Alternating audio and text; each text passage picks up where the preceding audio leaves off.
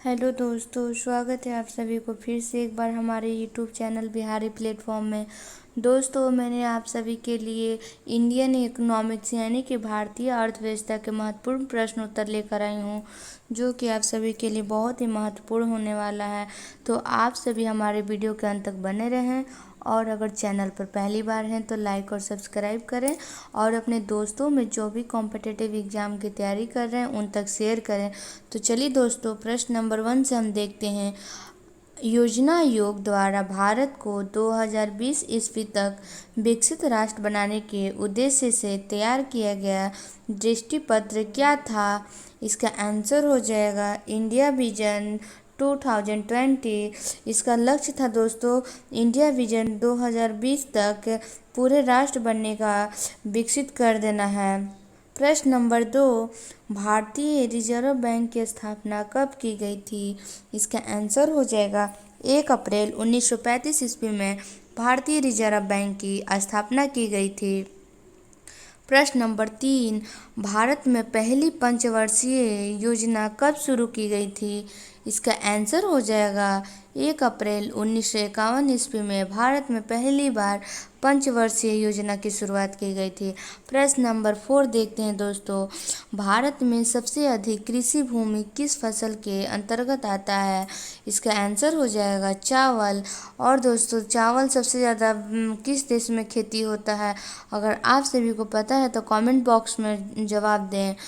Next प्रश्न देखते हैं। प्रश्न नंबर 5, इस समय भारत का सबसे बड़ा राष्ट्रीयकृत उद्यम कौन सा है?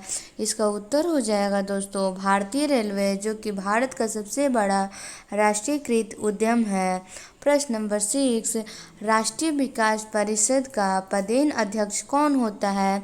इसका उत्तर हो जाएगा प्रधानमंत्री, जो कि राष्ट्रीय विकास परिषद का पदेन अध्यक्ष होता है। और भारत का एकल नागरिक कौन होता है? इसका आंसर हो जाएगा राष्ट्रपति। चलिए दोस्तों, नेक्स्ट प्रश्न देखते हैं। प्रश्न नंबर 7, भारत निर्माण योजना का संबंध किससे है? इसका आंसर हो जाएगा अस्थापना विकास से है। प्रश्न नंबर 8, किस राज्य में सर्वाधिक अनुसूचित जनजाति निवास करती है? इसका आंसर हो जाएगा मध्य प्रदेश में सबसे अधिक अनुसूचित जनजाति का निवास रहता है। प्रश्न नंबर 9, भारत में प्रच्छन्न बेरोजगारी समानता किस क्षेत्र में दिखाई देती है? इसका उत्तर हो जाएगा कृषि क्षेत्र में भारत में प्रच्छन्न बेरोजगारी का समानता दिखाई देती है। प्रश्न नंबर 10 देखेंगे दोस्तों। प्रथम पंचवर्षीय योजना में किस क्षेत्र को सर्वाधिक प्राथमिकता दी गई है?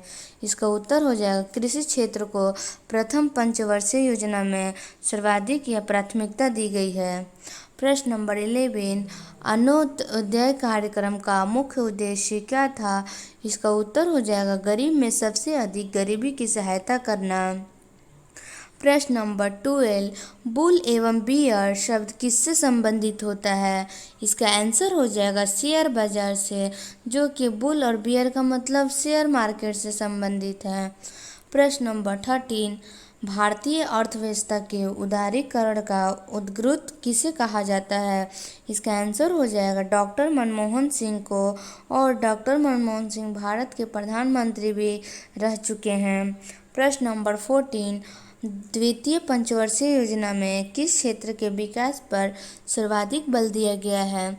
इसका आंसर हो जाएगा उद्योग क्षेत्र में सबसे ज़्यादा द्वितीय पंचवर्षीय योजना में सर्वाधिक बल दिया गया है। प्रश्न नंबर 15, भारत के ग्रामीण क्षेत्र में पाए जाने वाली बेरोजगारी का मुख्य स्वरूप क्या होता है? इसका उत्तर हो जाएगा प्रच्छन्न होता है। प्रश्न नंबर 16, अर्थव्यवस्था में मुद्रा के मूल्य और कीमत स्तर के बीच क्या संबंध होता है?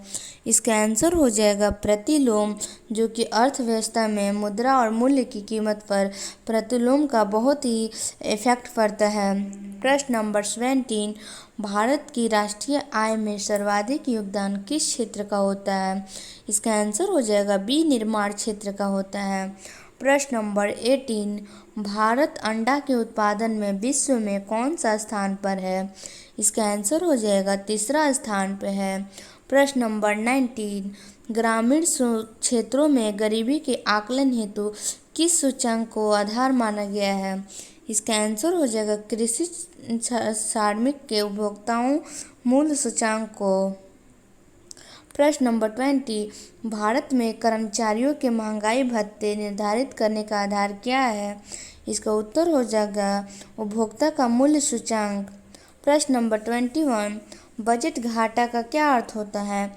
इसका उत्तर हो जाएगा कुल प्राप्तियों एवं कुल खर्चों में अंतर। प्रश्न नंबर 22,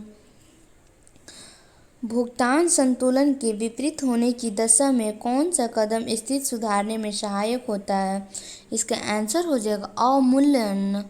प्रश्न नंबर 23, पंचवर्षीय योजना के इतिहास में भारत की सर्वाधिक असफल योजना किस योजना को माना जाता है? इसका आंसर हो जाएगा तृतीय योजना को माना जाता है। प्रश्न नंबर 24, 10वीं पंचवर्षीय योजना के अंतर्गत कितने प्रतिशत वार्षिक विकास दर का लक्ष्य निर्धारित किया गया था? इसका आंसर हो जाएगा 8%। दोस्तों मैंने टॉप 24 क्वेश्चन आप सभी को बता दिया। अगर आप सभी को